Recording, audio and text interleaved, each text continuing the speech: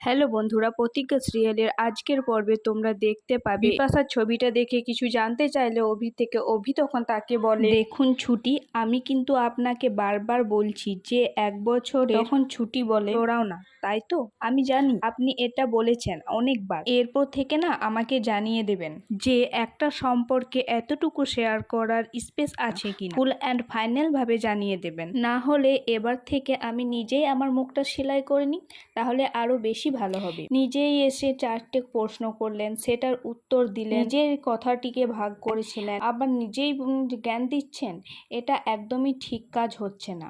না হলে আপনি বলুন, এবার থেকে আমি আপনাকে মিথ্যা কথাই বলবো, জিনিসপত্র লুকাবো, যেমন আপনি লুকিয়েছেন আশ্রয় বাড়ির পুরো ব্যাপারটা, তাই না? অভি তখন মনে মনে বলে, বুঝলাম, এখনো সেই কথা ভুলেনি দেখছি। মানে চলে যাওয়ার চান্স পুরোপুরি মেটেনি, ওয়ার্ক ফ্রম হোম, জেলে যাওয়া, সবই মনে হয় জ্বলে যাবে, ইম্পসিবল। কিন্তু বিপাশা আন্টিকে দেখে ছুটি কেন এত ইমোশন হচ্ছে? তারপর অভি ছুটিকে বলে, আচ্ছা ঠিক আছে, আপনি যাকে দেখেছেন উনি হচ্ছে বিপাশা আন্টি।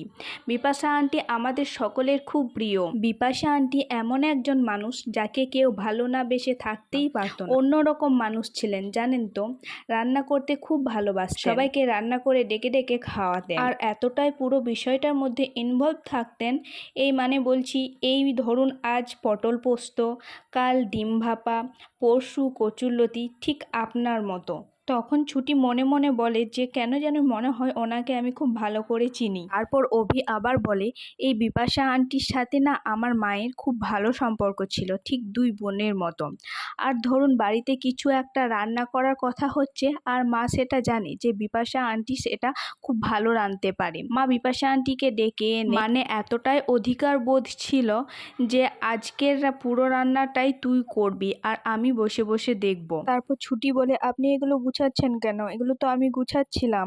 অভি বলে, এই যে আপনি একটু আগে বললেন সবকিছু ভাগাভাগি করে নেওয়া, ভাগ করে নেওয়ার যখন কথা, তখন সেটা ফিলিংস অফ দিয়ে আটকে কেন থাকবে? কাজের ক্ষেত্রেও সে একই কাজ হবে, তাই না? আর ডিল অনুযায়ী যেমন অন্যান্য স্বামী স্ত্রীরা যেমন থাকে তেমনি আমরাও থাকবো। তাছাড়া আপনি যে জামা কাপড়গুলো ভাঁজ করছিলেন, এগুলো তো শুধু আপনার জামা কাপড় নেই, আমারও তো জামা কাপড় আছে। তারপর ছুটি বলে, আচ্ছা ঠিক আছে, আপনি যখন ভাঁজ করতে চাইছেন তখন ভাঁজ করবেন, কিন্তু একদম প্রপার ভাঁজ করবেন। তখন অভি বলে, কি আমাকে চ্যালেঞ্জ করছো? ঠিক আছে, আমি দেখিয়ে দিচ্ছি করে। এই বলে অভি শাড়িটা নিয়ে অনেক চেষ্টা করার পরেও যখন ভাঁজ করতে পারে না, তখন ছুটি আর অভি দুজনা মিলে শাড়িটা ভাঁজ করে এবং রাখে। তারপর দুজনা মিলে সব জামা কাপড়গুলো গুছিয়ে রাখে। তারপর অভি ছুটিকে জিজ্ঞেস করে যে আপনি কাল যেন কি একটা বলছিলেন সাবিত্রী দিদিকে নিয়ে আপনাকে ওখানে যেতে হবে, নাকি একটা বলছিলেন। তখন ছুটি বলে, কি আপনি মনে রেখেছেন? হ্যাঁ।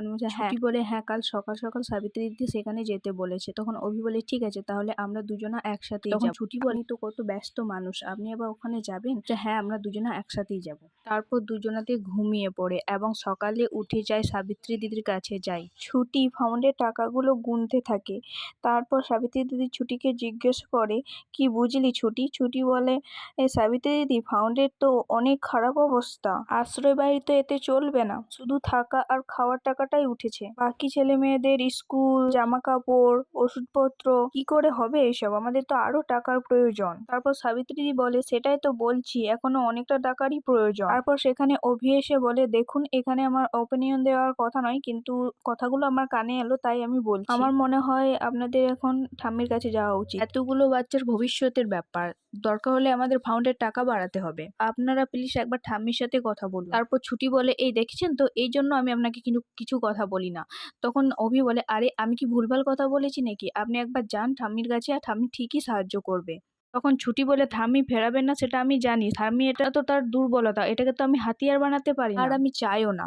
উনি অনেক সাহায্য করেছেন আমাদের। তারপর সাবিত্রী দিদি বলে, আর তাছাড়া আমরা আগে তো কিছু না কিছু করতাম, ছুটি চাকরি করতো, আমি ঘি বড়ি বানাতাম, আমরা তো এভাবেই কাকাবাবুর পাশে দাঁড়াতাম। তারপর ছুটি বলে, হ্যাঁ ঠিকই তো, আমরাও তো আগে কিছু না কিছু করতাম, আমাদেরকে তো এভাবে বসে থাকলে হবে না, আমাদের নিজেদের কিছু একটা করতে হবে। তখন অভি বলে, দেখেছেন তো, এই জন্য আপনারা এখন কি করবেন, আপনাদের অবস্থাটা দেখেছেন একবার। তারপর সাবিত্রী দিদি অভিকে বলে, এই ছোকরা উকিল, তুমি আমাদের ছুটিকে একদম কিছু বলবে না, ও একদম মা দুর্গা, ও সব করতে পারে। এসব করতে করতে ছুটি আর অভির মধ্যে দুষ্টুমিষ্টি ঝগড়া আবার শুরু হয়ে যায়। তারপর ছুটি কিছু একটা ভেবে বলে, উপায় পেয়ে গেছি।